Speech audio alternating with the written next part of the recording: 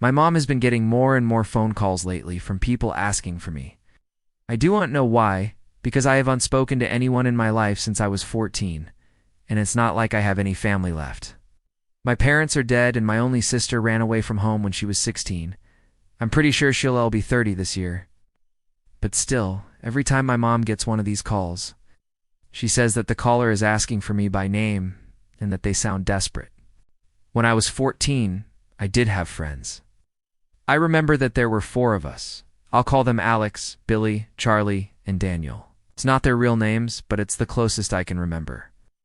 I also remember that we used to hang out at this specific abandoned house. We would jump over the walls and play hide and seek inside the building. We called it our secret base. That house has since been demolished and replaced with a parking lot. But I do remember that there was an attic in that house. We all used to go up there to get away from the others, or just to chill out. There was no furniture or anything, just wood paneling around the walls and floorboards creaking under your feet. I remember it was dusty, and we would cough a lot.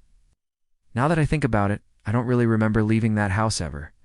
I remember sleeping there overnight and waking up in the morning and the sun shining through some hole in the roof. I remember hearing scurrying in the walls and footsteps above us when we were hiding in the attic. It sounded like someone or something dragging metal moans. I remember sitting there with my 3 friends and feeling something brush past my leg. I looked down and saw this weird gray mist. It was kind of transparent and it brushed against my shoe, then it vanished. We sat there in silence for a moment and then went back to playing. That was until one day when I heard voices in the attic while I was alone. I was scared to go up there because I thought it was just my imagination, you know? But then I started to hear footsteps again and I got curious. I went up the ladder, and I remember it vividly even now. I was so nervous that my heart was beating loud enough for me to hear it over the sounds in the attic. When I turned the light on, it revealed nothing. The attic was empty except for the wooden beams and dusty floorboards. I remember walking over to the corner and seeing what looked like a pair of eyes staring at me. I spun around, tripping over my own feet, and running down the ladder as fast as I could. I never went back into that attic after that, but I kept going to the house with my friends. I told them what I had seen, but they didn't believe me. They said I was making stuff up because I had watched too many horror movies. I dropped the subject, and we continued playing. That was until the last time I ever went to that house. I was playing hide and seek with my friends, and I decided to hide in the attic. I climbed up the ladder and went into the dusty space. I walked around and found a spot between some boxes where I could hide. I stayed quiet and waited for them to find me. I remember that the attic was filled with shadows and dust motes dancing in the faint light, coming through the cracks in the roof. I felt a cold breeze on my neck and I shivered. I was waiting for my friends to start screaming, "Found you," and come rushing up the ladder. But instead, I heard something scratching at the door. I listened intently and heard the sound of heavy footsteps coming closer. I couldn't see anything in the dim light, but I could feel its presence getting closer. I started to panic and wanted to run away, but my feet were frozen to the floor. I tried to scream for help, but my voice wouldn't come out. I was paralyzed with fear.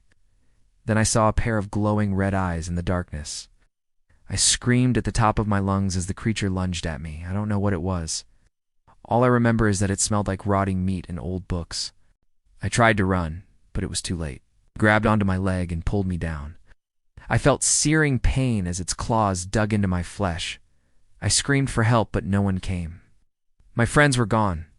I struggled to free myself from its grip, but it was no use. I could feel its hot breath on my neck as it whispered in a raspy voice, "You're mine now." I don't remember what happened after that. I blacked out and woke up in a hospital bed. When I told the police what happened, they didn't believe me. I mean, how could they? There was no way that some monster had attacked me in an abandoned house, right? The doctors said that my wounds were self-inflicted, and that I had scratched up my own leg and hit my head when I fell. I was released from the hospital 2 days later with a prescription for anti-inflammatories and a lecture about mental health. No one believed me.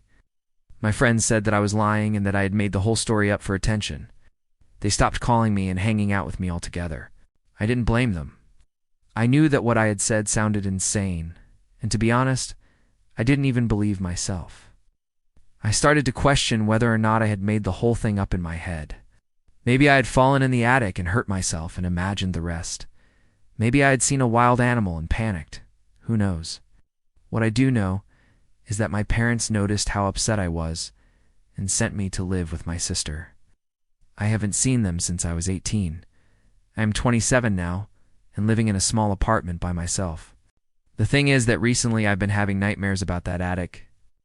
I dream about being chased by the same creature through dark hallways and across rooftops. When I wake up, I have these scratches on my arms and neck.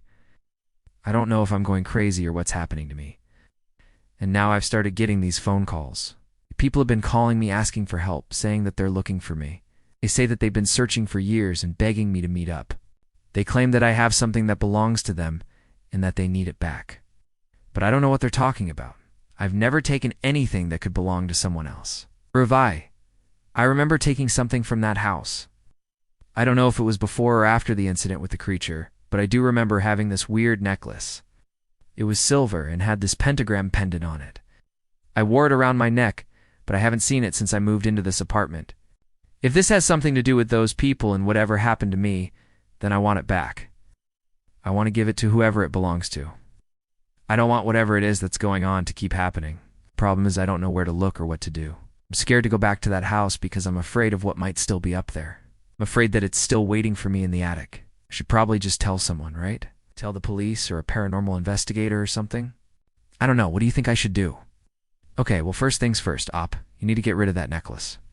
Whether or not it's connected to what's happening to you, it's clearly a powerful object. If other people are looking for it, then it's best to get rid of it before they find you. I suggest that you destroy it. Either burn it or throw it into a body of water, preferably salt water.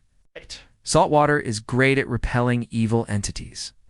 As for what's happening to you, I think it's time to pay a visit to that house once more. Go back to the attic and figure out what's going on up there. 'Cause OP, I don't think you've gotten rid of that thing that attacked you. I think it's still up there living in your attic. Dead. And I think it's grown attached to you. I mean, it even kept you as a pet, almost like a cat or a dog. But seriously, OP, this thing dragged you down and saved your life. Don't forget that. Whatever happens to you next, it's because of this creature that you owe your life. So maybe try talking to it before you try to kill it. Because honestly, Op, I don't think killing this thing will work. You almost killed yourself, Op. But that didn't stop it from coming back. So you need a different strategy. Well, Op, I hope you leave that house alive. Stay safe out there, I guess. Horror fans,